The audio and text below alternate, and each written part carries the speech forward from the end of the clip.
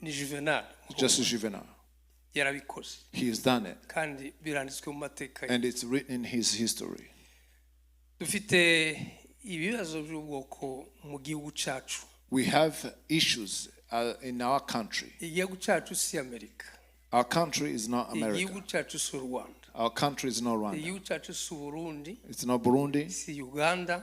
Not Uganda. Si Kenya. Not Kenya. Niyo dukuriye muri ibyo bihugu. Even though we are spread all over those countries. And Canada and a country of origin. Birizwa kuko Imana iziremera buri bwoko. And the Bible says that God created for every nation igice cyabo ku isi. A small portion of land. Yadukebeye ku isi hacu. The only one land that God has given us. No kuva mu Rurambo ukagera mu Rugezi. From Rurambo to Rugezi. Wabaye mu Mibunda ukagera mu Bibogobogo. From Bibunda to Bibogobogo. Yego hagati yo mu Mibunda no Bibogobogo hari abantu. And between that there's also other people. Nico gihugu cyacu. That's our land. Twarya neza, twakora neza. Whether we live well, work well. Twagira ubuzima bwiza. A wonderful life. Niba twibagiwe hari ahantu. If we ever forgotten that place. Tukadamarara. And be spoiled. Tuzaba duhe twibagirwa igice cy'isi Imana yadushije. We'll be forgetting a part of the world that God has given us. Kandi ntibikabe. And there may not be. Imana izabiturinde. May God forbid. Rero uburyo bwiza bwo kwibuka intwari. So one of the ways of remembering our heroes. Ndavuga bumwe gusa ubundi bumwe nabuvuze. And I'm going to just mention one, and I already mentioned the other one. No guhorana kiriya gihugu plutôt mu mawazo mu bitekerezo. It's continuing keeping that country in our mind. Tukaza tukibwira abana. And talk to our children. Kaguriya ko abana b'Israel. Like Israel people. When they lived in Babylon. When they used to play their harps. And you will tell your children that yes, we have the citizenship of US, but one day we'll go back home. If I die here, if it's possible, I will take my bones back there, like a Joseph. That's the history of a people. People are called from some place. You can't be called from the world.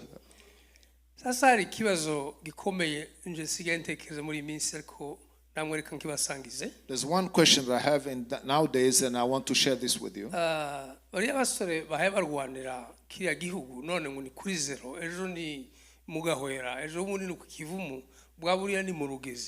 If you see our young people are fighting, one day it's a Kivumu, the other time it's a Rugezi and Kawera, or Rurambo, or Bibogobogo. And that's how they are shedding their bloods. On every time.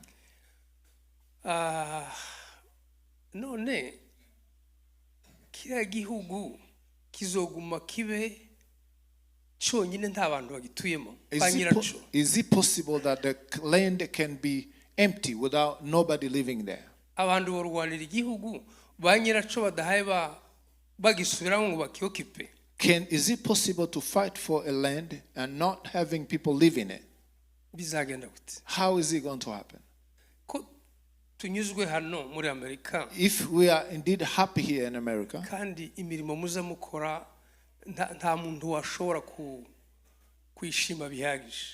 work that you do, it's not like a pleasing work. You're feeding people there. You're sending medicines. You give them clothing. And people are in Minembwe, and you, it's you, because may God bless you because of that. But at the same time, but they need to be people there, so that all the bloods of heroes, strong and not strong, So we will not be shared for nothing. And at the end, losing the nation. Not because they can't find somebody to fight for it, but nobody to live there. If you take people in Kenya, in Burundi, Rwanda, Uganda, and live there, no fight can be happening. Or there may be other sorts of fighting. And even you are here.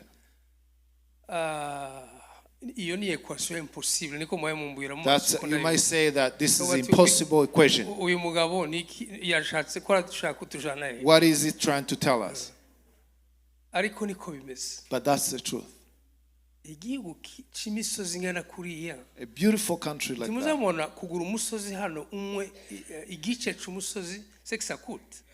You all know how much it costed to buy land here. And beautiful rivers. Can we just leave it there and go? I wish we may find an answer to that question. As possibly when we're still alive, so that we can build our country. That's only one beautiful way of remembering Juvenal and others. The Makanika and others who died and who will die. Even in the government, there are others who are dying. And also our own people. And also dying for the cause of the country.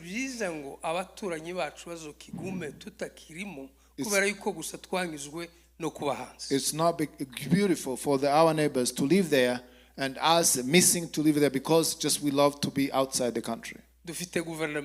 We have the government that has to end the issues that we're experiencing.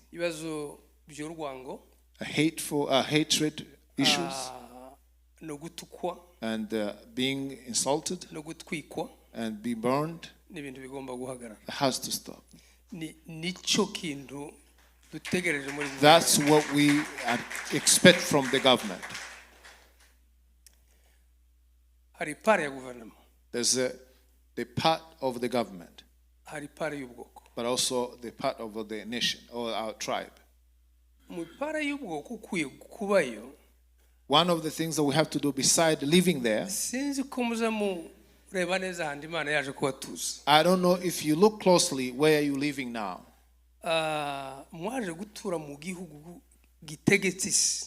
You've come to live in a country that is leading the whole world. You cannot live in a country that has so much power like this without exploiting the same power. Enough. Washington, D.C. is like an ancient Roman. It's the one leading the world. I know you touch up, you do some of it. But I know you can do more than what you've done. For God to bring you to live in this country, there's without any doubt His plan. You have to have friendships. Have friendships. And with the strong people who are leading the world, who are in this country, where God has brought us to, where God has brought you to. If you do all of that, we'll be remembering Juvenal and other heroes. And one day, we'll say like a Paul, we've fought a good fight. We've fought a good fight. We've kept our faith. And we've finished our race. Juvenal has finished his race. Famiye muhumure. Family, be comforted. N'ubwoko muhumure. And the whole nation be comforted. These heroes who are living, dufite ibibazo, even though we have issues, ariko nabyo nituguma gufatikanya bizarangira. but together we'll finish them. Bizarangira. They will finish. Ibibazo naziriya ntambara The fight and the wars are going to end. Wenda vuba kuruta uko tubitekereza. Soon, probably sooner than later than we think. Ariko ni intambara zizarangira. But they must finish. Dutekereze ukuntu ko kubaka iwacu. And think about building our villages and live there. Gukunda iwacu. And love our nation. Kuwajana amajambere. And take it development there. Abana n'abuzukuru n'abuzukuru. So that our children and grandchildren and great grandchildren, they will be proud of themselves. And also say, I'm going back home. I'm from Mexico or Peru or Cote d'Ivoire. And your children and grandchildren will say, I also have a home. And we